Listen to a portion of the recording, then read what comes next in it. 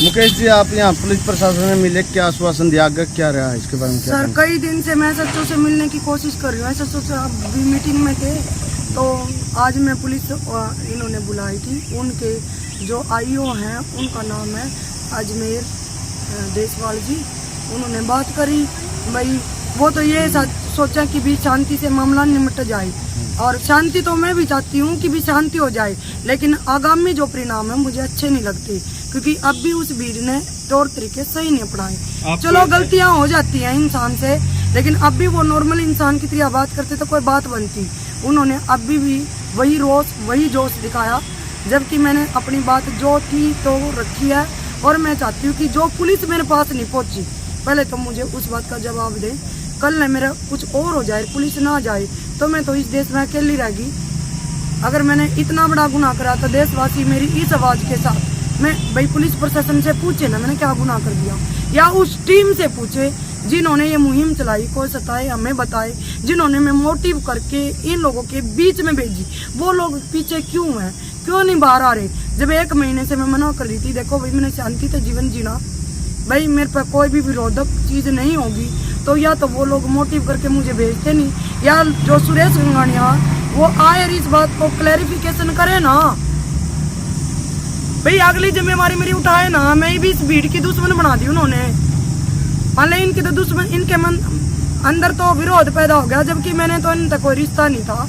और एक कह रहे हैं कि ब्राह्मण क्यों कह रही है, इन्होंने ये कहा कि ये खटीक बस्ती का मंदिर है। भगवान तो सबका ही घर होता है, वो चाहे ब्राह्मण हो, चाहे खटीक हो, चाहे किसी जाति से हो। और सरकार की गलती है ना, सबको जर्नल बनाए ना। एसीबीसी में क्यों तोल रखा है, क्यों जातिवाद पे ये काम होते हैं? सब 36 बिरादरी भगवान के दरबार में तो एक रहे, तभी तो हमारा देश पीछे है कि हम भगवान के दरबार पे भी बिरादरियों में गिने गए। मैंने सिर्फ वह बात नहीं उठाई कि भाई तुम जातिवाद पे ना उठो, कि सब एक है ब्राह्मणों के, उसमें समझाने के लिए बोला मैंने, न कि मैंने विवाद पैदा करने के लिए। तो आपको क्या लग रहा है ऐसा कि क्या मुझे ये लग रहा कि जब मैं मुहिम के तहत बुलाई गई और पुलिस मेरे को सहायता करने के लिए नहीं भेजा गया, शांति तो मैं अब भी चाहती हूँ, लेकिन अगला जो ये क्या किसके मन में बहना पैदा होगा।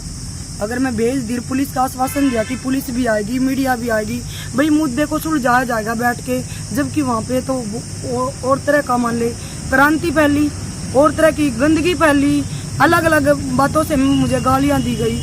फिर भी मैंने उन 4 बंदों की हिफाजत करके मैं उनको बाहर निकाल के लाई। 4 दिन मैंने अपने घर रखे, तब भी पुलिस का कोई फर्ज नहीं है कि वो 4 बंदे कहाँ गए? जब पुलिस कार्रवाई के अंदर थी वो चीज, तो पुलिस को ये देखना था ना वो 4 बंदे सब कुछ छोड़ के एक कपड़े में कहाँ गए? क्या वो परदेसी हैं? सब कह रहे हैं परदेसी है, परदेसी तो दूसरे देश का होता है। जब वह हिंदुस्तानी है तो क्या वो हमारे हिंदू भाई नहीं है? बिल्कुल। तो आप मुझे ये बताएं, अगर कल को कुछ घटना घटित होती है, जो आप बोल रहे हो अभी थोड़ी देर पहले भी बोल रहे थे कि कल को कुछ भी हो सकता है जी, तो आप उसके बारे में क्या कहना चाह रहे थे? एक बार थोड़ा खुल के बताएं। देखो सर, ये भीड़ एक है और अपने बचाव के लिए ये मेरे से माफी मांग रही है, और पुलिस भी कह रही है माफ कर दो। कानूनी सबका अधिकार है, अगर मैंने गलत करा ये भी दरखास्त लगा सकते हैं, अपने प्रूफ जज मैडम के सामने रख सकते हैं। पुलिस मेरे को ये कह रही है कि गनमैन की गुहार कर, इतने में गनमैन लेऊंगी, इतने में सुरक्षा लेऊंगी, इतने कौन सुरक्षा करेगा? मेरी वर्दी किस लिए पहनाई है, थाने किस लिए खोले हैं, 112 किस लिए लगाई है? जब एक अकेली औरत 600 में गिरी हुई है और पुलिस 112 पे बार बार मुझे ये कह रही है कि हम एम्बुलेंस भेजे, 112 भेजे, वो पुलिस मेरे तक 2 घंटे तक नहीं आई, तो सर मैं कैसे भरोसा करूं? मैं मरने से नहीं डरती, कोई भी मार सकता है, जिसको मेरी मृत्यु अच्छी लगे, जिसको लाभ हो मेरी मृत्यु से, लेकिन उस मौत का लाभ भी तो होना चाहिए, उस मौत का लाभ भी तो होना चाहिए। और मुझे मारना चाहते थे, क्यों मारना चाहते हैं?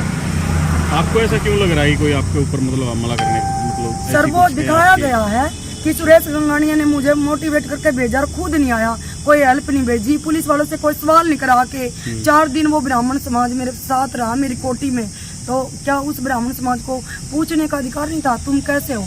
चलो अचानक से गर्मियां चल रही हैं, अगर उनको हेल्थ प्रॉब्लम हो जाती या कोई दिक्कत हो जाती, उसकी जिम्मेवार पुलिस मुझे करती, सारी बिरादरी मुझे करती, सुरेश गंगानिया मुझे करता।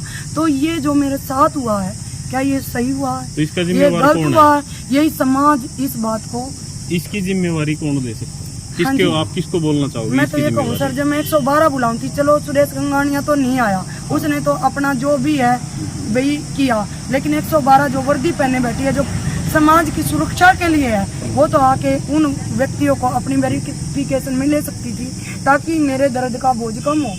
चलो मैं ले आई, लेकिन मैं पुलिस थोड़ा हूँ सर, मैं एक मानवता के नाते काम कर रही हूँ। ठीक है, अगर कल में कोई घटना आपके साथ घटित होती है तो आप उसके लिए किसकी जिम्मेदारी लगाते हैं? तो सर जो MC है, विनोद जी हैं, जिन्होंने मेरे साथ फिलहाल दुर्व्यवहार किया है और उसकी पूरी बिरादरी ने उसको मोटिवेट किया है, मैं तो, और पुलिस उसका साथ दे रही है, बराबर दे रही है, नहीं तो सारे साक्ष्य हैं। या मैं भाई जब तक मैं कोर्ट में पेश ना हूँ, पुलिस मेरी सुरक्षा करे, या जो कार्यरत है उस टाइम ड्यूटी रहता है, उनसे पूछा जाए कि आप ड्यूटी पे थे तो ड्यूटी क्यों नहीं निभाई। अभी आपके केस के जो आईओ हैं उनसे आप मिले, उन्होंने क्या जवाब दिया? मैंने उनको बोला कि सर डायरी नंबर दे दीजिए एप्लीकेशन का, तो डायरी नंबर नहीं लगा रखा था। मैंने कहा आप मेरे बयान नोट करें, उन्होंने कहा चलो कार्रवाई हो जाएगी, आप घर जाओ। ऐसे कैसे कार्रवाई हो जाएगी? जब तक हमारी एप्लीकेशन पे डायरी नंबर नहीं होगा, हमारे बयान नहीं होंगे, हमारे साथ कोई नहीं है, तो कैसे कार्रवाई करेंगे? या मैं इस भय से कैसे जीऊँगी? जो मेरे लिए मेरी आत्मा में भय फैला दिया इन्होंने एकजुट हो के, तो उसकी रक्षा कौन करेगा? और मैं कहाँ सुरक्षित हूँ? अगर मैं इतने पढ़ी लिखी और सुलझी और मानवतावादी होने के बाद भी सुरक्षित नहीं हूँ, तो आम आदमी क्या न्याय मांगेगा? पुलिस थाने जाके क्या कोर्ट में जाएगा, क्या थाने में जाएगा, क्या भरोसा करेगा वर्दी पे? और फिर मेरा प्रशासन पुलिस वर्दी क्यों पहने हुआ है? अगर गरीब की नहीं सुनता तो क्यों पहने हुआ वो वर्दी? अभी ये सब कोर्ट में लेना चाहते हैं सर? बिल्कुल सच्चाई की तह तक मैं जाना चाहती हूँ। अगर उन्होंने गलत करा है तो मैं सच्चाई, मैंने तो ये भी कहा भी मैंने गलत नहीं करा, मैं उस ईश्वर की एक पवित्र आत्मा हूँ, तो ज्योत जगा दे, मैं भी जगा दूंगी। वो ज्योत जगाने से मना कर गया सर, क्योंकि उसने मंदिर में उपद्रव किया है, जो भगवान का दरबार हो, जो सबके लिए बराबर है, उसने मंदिर में ऐसी घिनौनी घटना करी है और पूरी बिरादरी में पता नहीं क्या क्या अफवाह फैला रखी है। उसकी भी रिकॉर्डिंग मेरे पास है। कुछ लोगों ने मुझे फोन करके वो अफवाहें भेजी हैं कि पता नहीं कितनी घिनौनी बातें बोली है मेरे बारे में। तो मैं जो मेरे करैक्टर पर उंगली उठाया, क्या मैं जिसके पास नहीं जाऊंगी सर? क्या एक करैक्टरवान औरत अपने करैक्टर को बचाते हुए, अपने मान सम्मान की रक्षा करते हुए मारी जाए, फिर भी कुछ नहीं है? मार दो भाई। मैं करैक्टरवान आज भी हूँ और मरते दम तक रहूंगी। बात किसी की हो, चाहे परिवार की हो, चाहे व्यक्तिगत हो, चाहे समाज की हो, मैं आज भी करैक्टरवान हूँ और मरते दम तक रहूंगी। क्योंकि हमारे देश में भगत सिंह जैसे हुए हैं, लक्ष्मीबाई जैसी हुई है, जो मरते दम तक उसी धर्म पे रही कि मैं मानव हूँ और मानव धर्म पूरा करूंगी। ठीक। जिसको मानव धर्म अच्छा लगता हो वो भाई मेरा सहयोग करें और देश में मेरे साथ मिलके मानवता फैलाएं, न कि भय फैलाएं, न कि अपने पद की गलत मतलब निकालें। अगर किसी को पद मिला MC का, MLA का, वो सब उसका उचित प्रयोग करें, जनता की भलाई के लिए करें, क्योंकि आम जनता को कानून का पता नहीं होता। आम जनता तो किसी को कैसे बका लो, लेकिन MC है वो तो पदरत है ना। और मैं एक रिक्वेस्ट करती हूँ, जो माँ जी हैं उनका मैंने बस ये करवाना था कि उनके सामने मैं बयान किया था कि माता जी मैं भेजी हुई आई हूँ और मैंने कोई झगड़ा नहीं करना, टीम आएगी वो सोल्यूशन करेगी, पुलिस आएगी वो सोल्यूशन करेगी, या फिर कोई भी नहीं आता तो मीडिया आएगी जो जनता की निष्पक्ष सेवक है, जो जनता की आवाज को जनता तक पहुंचाती है। और मीडिया ही एक ऐसा प्रबंध है जो देश में सच्चाई को ऊपर लाता है। और मैं मीडिया को नमन करती हूँ। आज से पहले भी मीडिया भाई वालों ने मेरा साथ दिया है, आगे भी देंगे और सच्चाई को ऊपर लाएंगे।